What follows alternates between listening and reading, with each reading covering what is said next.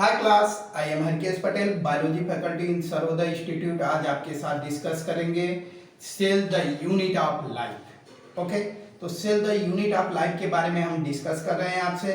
Specially ये जो 11th हम पढ़ने जा रहे हैं, ये डेमो क्लास, इसमें आपको ये चीज़ें हम पहले इंट्रोड्यूस करा दें कि दो चीज़ों के बारे में हम पढ़ते हैं यहाँ पे, एक प्लांट और एक एनिमल।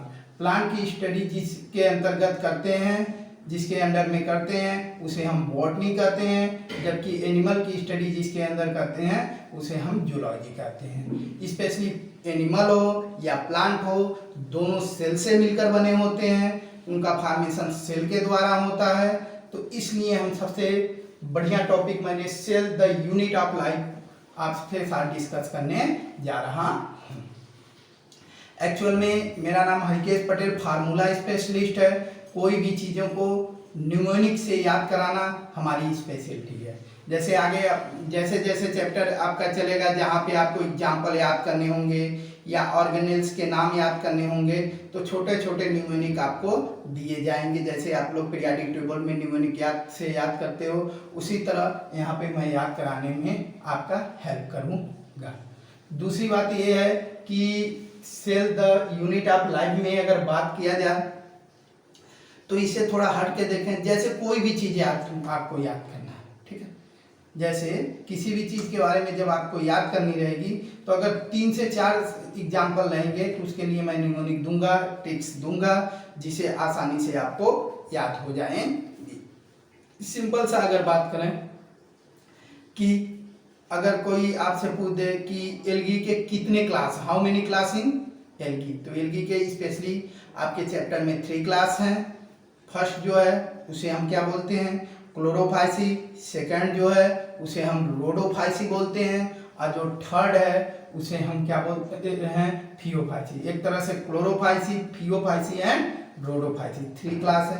तो इसको लर्न करने के लिए हम बोल सकते हैं, ठीक है, क्या बोल सकते हैं, कल फिर राहों में आ गए आप।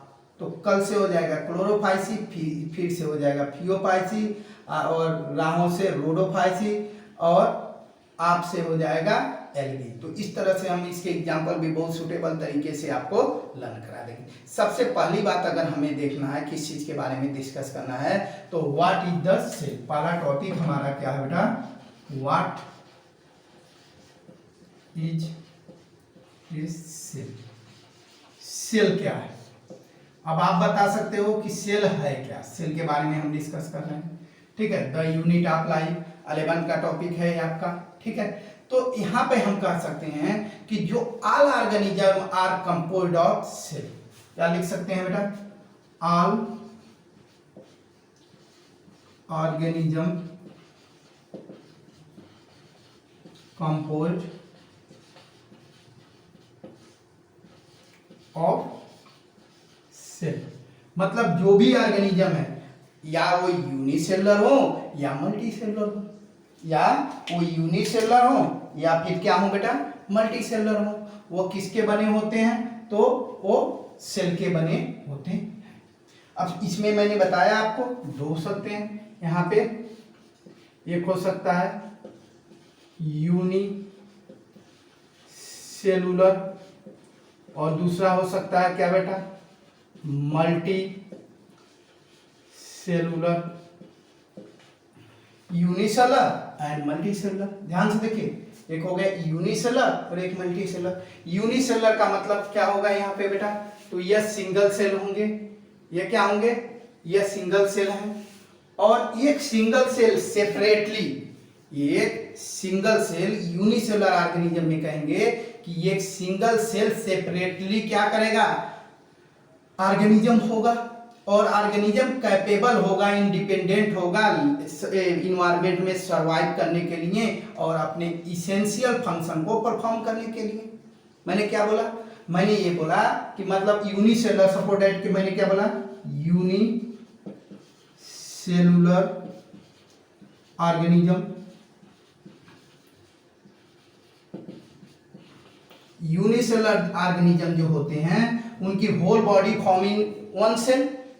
पूरी बॉडी किसकी बनी होती है, एक सिंगल सेल की बनी होती है, और वो कैपेबल होते हैं, क्या होते हैं बेटा, वो कैपेबल होते हैं किसके लिए, इंडिपेंडेंट लाइफ इन्वायरमेंट में सरवाइव करने के लिए और इसेंशियल फंक्शन को परफॉर्म करने के लिए जो उनकी लाइफ में होती है। तो सरवाइव का मतलब क्या है कि अगर कोई ऑर्गेनिज्म है वो सिंगल सेल है और ये क्या है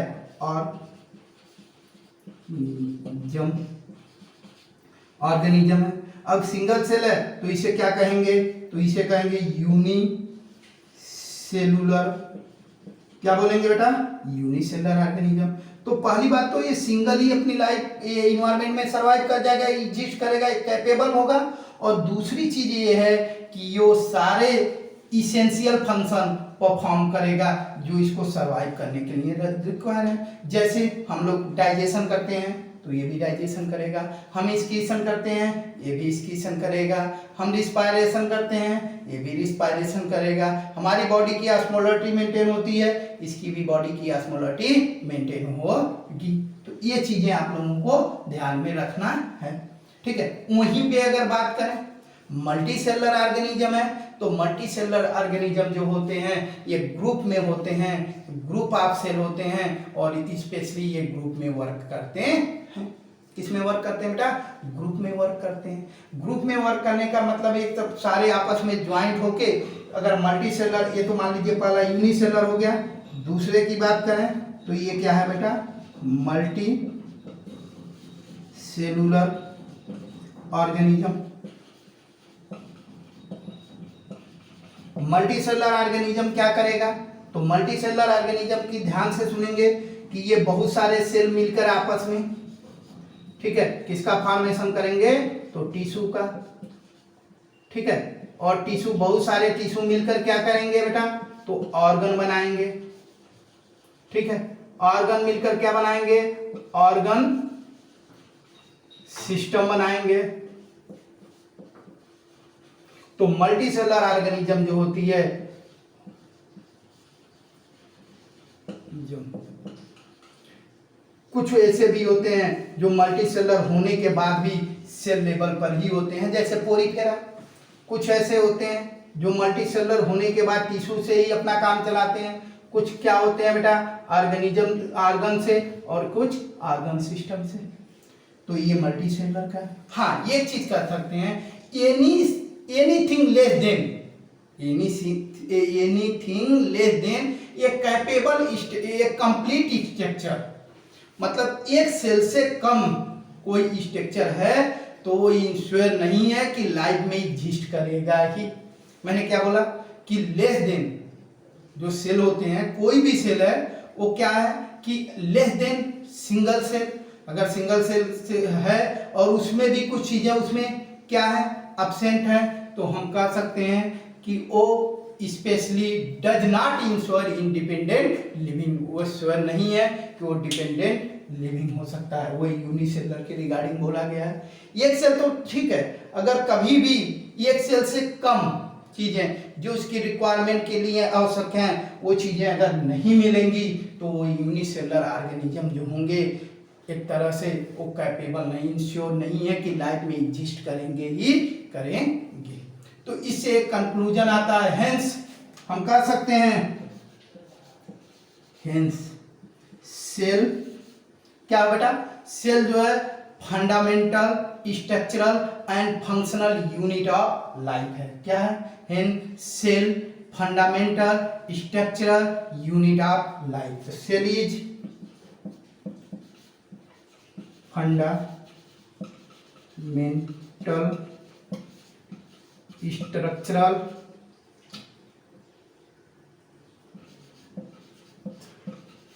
and functional unit of life. ठीक है, तो हम क्या बोला, fundamental, structural and functional unit of life. अभी हमने कोई थ्योरी नहीं पढ़ी, किसी चीजों के बारे में कह नहीं सकते हैं, या फिर लिख सकते हैं क्या बेटा, ऑर्गेनिज्म। क्या लिख सकते हैं, ऑर्गेनिज्म। यहां तक आपको कोई डाउट हो तो पूछ सकते हैं। ठीक है, अब हम किसके बारे में बात करेंगे, हम इनके इन्वेंशन के बारे में बात करेंगे, इसके स्टडी के कौन फर्स्ट टाइम स्टडी की, क्या क्या चीजें की, तो इसके बारे में हम फिर से देखते हैं। व्हाट इज द सेल, तो all organism composed of the cell, unicellular और मल्टीसेलुलर। यूनिसेलुलर ऑर्गेनिज्म जो होते हैं, single cell survive in all survive in environment, ठीक है, एंड परफॉर्म इसेंशियल फंक्शन, तो यूनिसेलुलर ऑर्गेनिज्म की बात हो रही थी।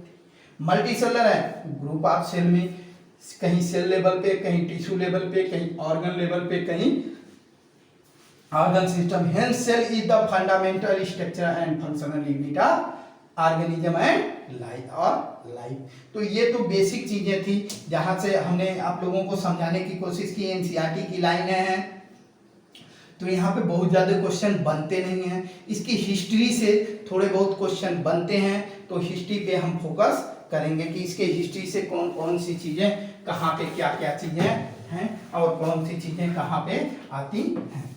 तो सबसे पहले अगर बात करें बेटा, तो सेल से रिलेटेड ये देखा जाएगा कि सेल जो है किसके अंडर में इसकी स्टडी होती है, सेल की स्टडी किसके अंडर में होती है। सबसे पहला टॉपिक तो यही हमारा आ जाएगा, ठीक है।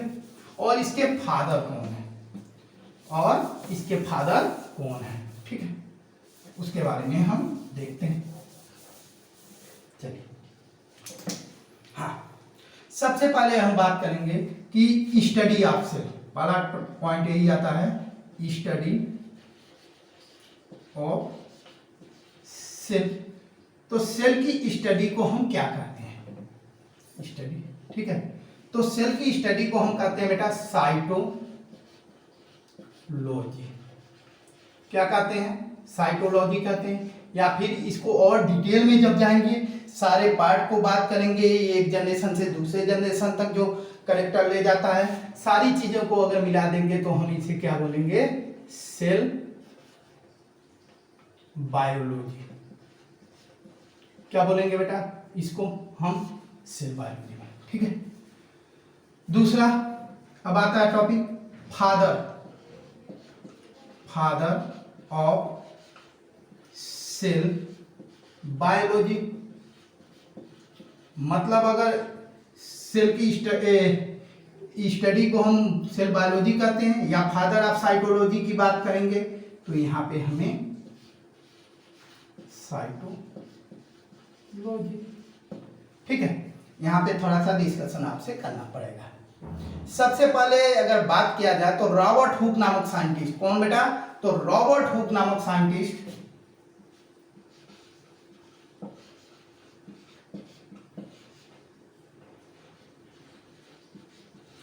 रॉबर्ट हुक नामक साइंटिस्ट 1665 में, कब, 1665 में इन्होंने खुद से बनाए हुए माइक्रोस्कोप, क्या, खुद से बनाए हुए माइक्रोस्कोप से इन्होंने क्या किया, कॉर्क सेल जो थे, स्पेशली कॉर्क जो होती वो प्लांट से निकाला गया कॉर्क सेल था, उसके वो अध्ययन किया, ठीक है। क्या किया बेटा, उसको अध्ययन किया, और अध्ययन में इन्होंने ये पाया कि कुछ ऐसा स्ट्रक्चर दिख रहा है जो चारों तरफ से घिरे हुए कैमरा के आकार का है, रूम के आकार का है। तो इसलिए हम कह सकते हैं कि first cell discover from oak cell, ठीक है। तो Robert Hooke 1665 first cell discover from oak cell, किसके किया था बेटा, सॉरी, ओक प्लांट था, कॉर्क सेल, किससे किया था, कॉर्क से, सेल भी हटा देंगे, अभी सेल को नहीं लिखेंगे, कॉर्क, फ्रॉम कॉर्क। इन्होंने कॉर्क लिया था, और कॉर्क में जब इन्होंने अपने द्वारा माइक्रोस्कोप से देखा था तो उनको कुछ ऐसा स्ट्रक्चर दिखा था, चारों तरफ से घिरा हुआ, रूम के आकार का, इस तरह से कुछ इस तरह से चारों तरफ से घिरे हुए कैमरे का आकार का, देखा था। इन्होंने ये देखते हुए ये देखा था हनी कैप लाइक स्ट्रक्चर। ये क्या है? तो हनी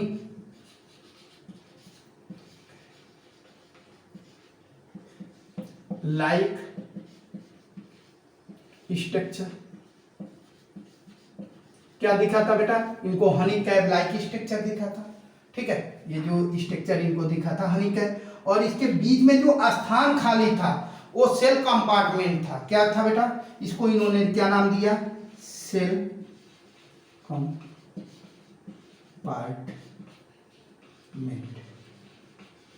इसे इन्होंने क्या बोला? सेल कंपार्टमेंट बोला। तो इन्होंने जब देखा first cell discover from cork cell, अब देखिए ध्यान से, और इसका इन्होंने वर्णन किसमें किया था? तो इन्होंने इसकी इनके पास एक बुक है, इनकी बुक थी माइक्रोग्राफिया। तो ये बुक में किस बुक में इसका डिस्क्रिप्शन किया था? तो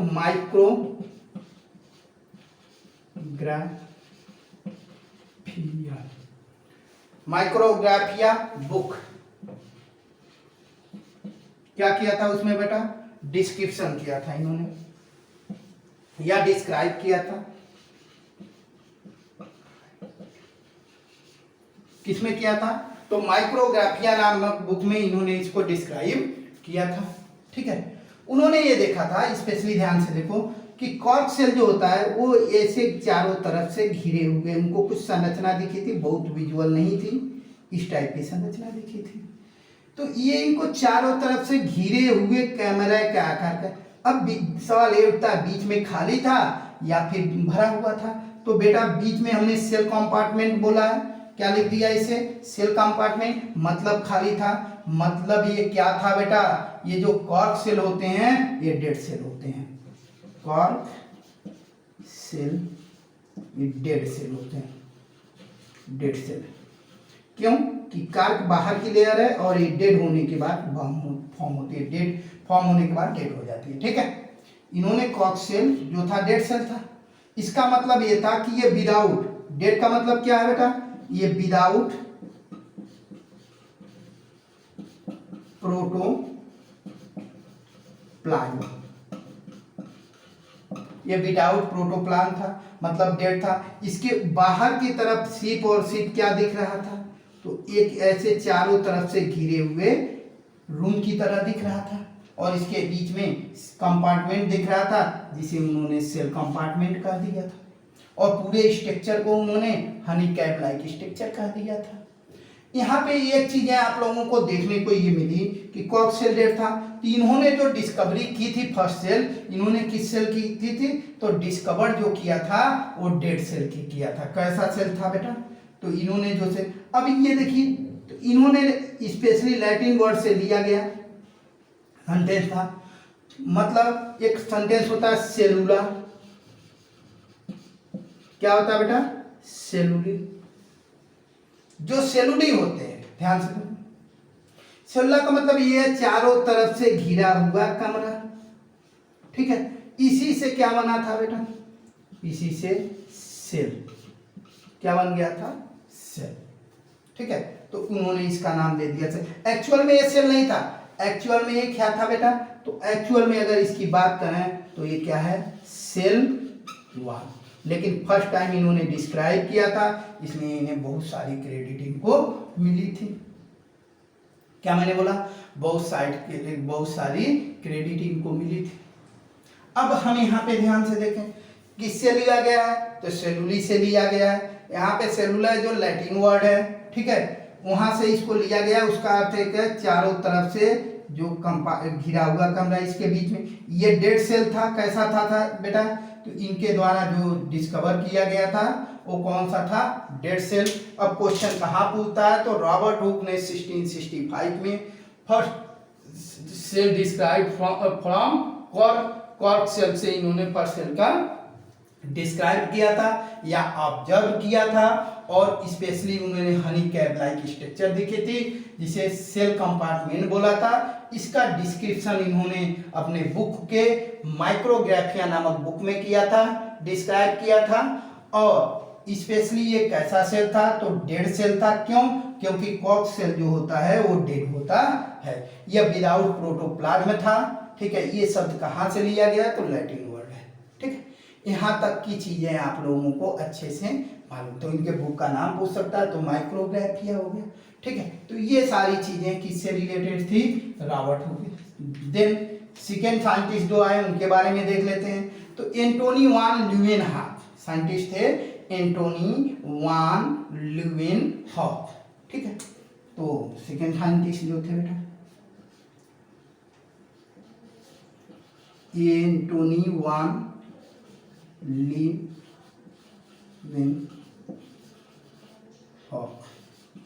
एंटोनी वान लीवेनहॉफ, इन्होंने 1674 में फर्स्ट टाइम इन्होंने क्या डिस्कवर किया था, तो लिविंग, क्या लिख सकते हैं बेटा, ये फर्स्ट डिस्क्राइबिंग लिविंग सेल, तो लिख सकते हैं क्या, फर्स्ट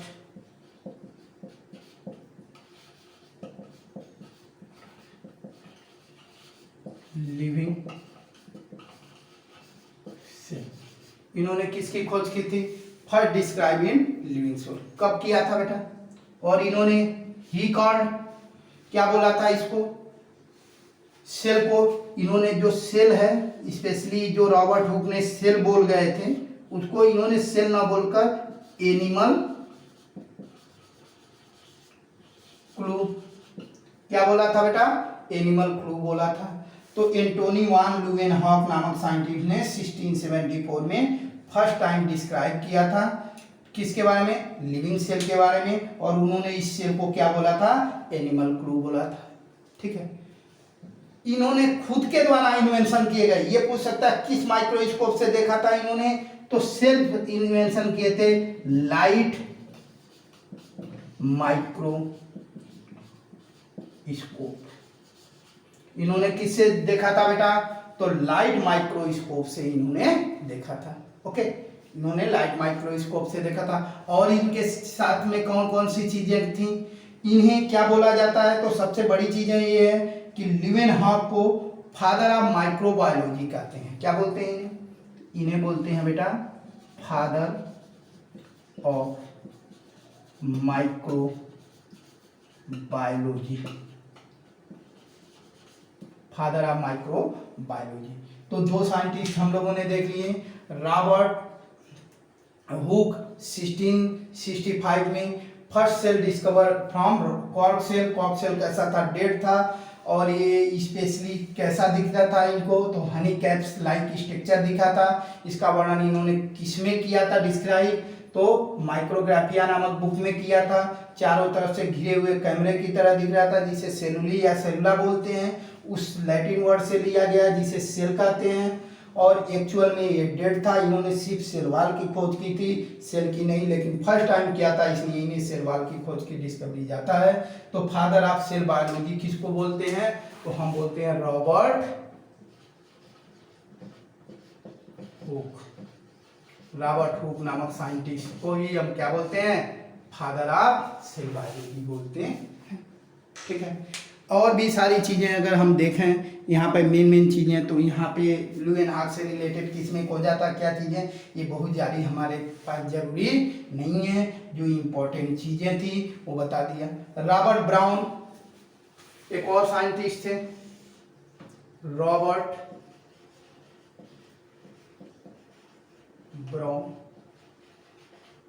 ब्राउन नामक साइंटिस्ट थे, जो 1833 ईस्वी में का इन्होंने किसकी डिस्कवरी की थी, तो डिस्कवर्ड न्यूक्लियस।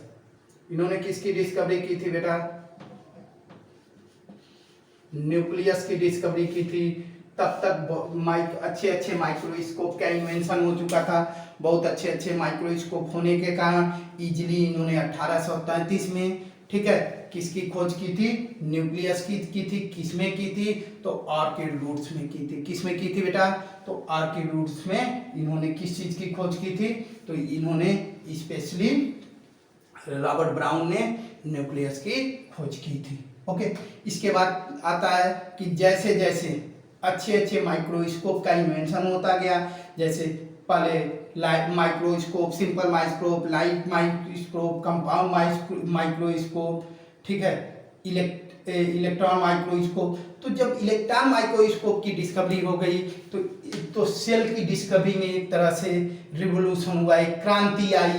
और सेल ही नहीं, सेल के अंदर पाए जाने वाले छोटे छोटे ऑर्गेनेल की भी स्टडी हो गई। ठीक है, तो ये सारी चीजें सेल के बारे में डिटेल हो गई, ये हिस्ट्री हो गई। अब सेल थ्योरी के बारे में हमें देखना है। किसके बारे में देखना बेटा? तो सेल थ्योरी के बारे में देखना है कि सेल थ्योरी में क्या क्या चीजें आती हैं। ओके, तो बेटा अब क्या हम देखेंगे? अब हम देखेंगे सेल थ्योरी। नेक्स्ट टॉपिक हमारा जो है वो क्या है बेटा? तो सेल थ्योरी। ओके, अब सेल थ्योरी की बात कर रहे हैं हम। किसकी बात कर रहे हैं? Cell theory. तो cell theory given by Schleiden and Schwann, दो साइंटिस्ट थे। तो लिख सकते हैं क्या बेटा? Cell theory given by Schleiden and swan.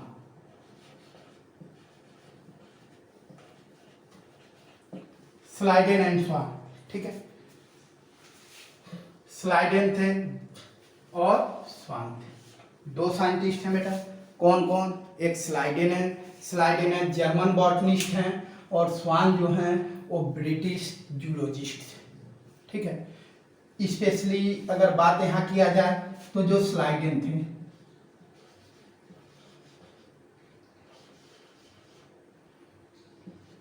Then इन्होंने 1838 में बहुत सारे प्लांट की स्टडी की थी। इन्होंने 1838 में बेटा बहुत सारे प्लांट की स्टडी की थी, और प्लांट की स्टडी करने पर ये पाया था, ये क्या थे? तो जर्मन बॉटनिस्ट थे। क्या थे बेटा? German botanist. ठीक है, इन्होंने बहुत सारे प्लांट के पे स्टडी की, और इन्होंने पाया, इन्होंने एक स्टेटमेंट दिया कि जो प्लांट होते हैं ये सेल से बने टिश्यू से फॉर्म होते हैं। ठीक है, क्या? तो जो प्लांट होते हैं, प्लांट सेल बहुत सारे मिलकर क्या बनाते हैं? टिश्यू, और इसी टिश्यू से किसका निर्माण होता है? प्लांट का निर्माण हो जाता है। इनका ये स्टेटमेंट था स्लाइडेन का 1838 में, कि जर्मन बॉटनिस्ट से इन्होंने प्लांट पे स्टडी करने के बाद ये बोला कि जो सेल प्लांट बॉडी के निर्माण होती है वो बहुत सारे सेल के मिलने से टिश्यू बनते हैं, और टिश्यू जो होते हैं वो क्या बना देते हैं बेटा? तो वो स्पेशली वो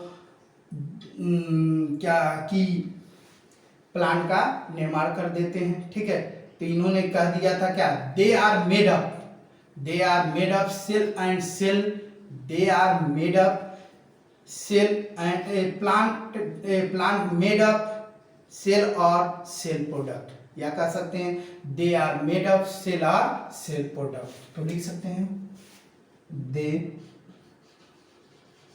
आर मेड अप सेल और सेल प्रोडक्ट।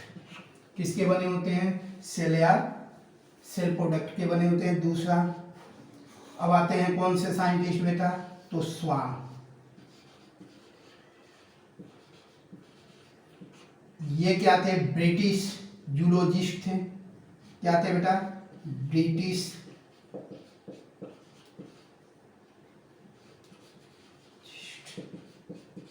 और इन्होंने 1839 ईस्वी में 1839 में इन्होंने बहुत सारे प्लांट और एनिमल के बारे में स्टडी की।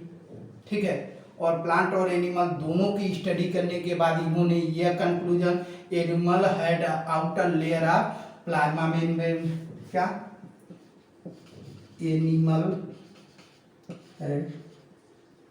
एनिमल है outer layer of plasma membrane, outer layer of plasma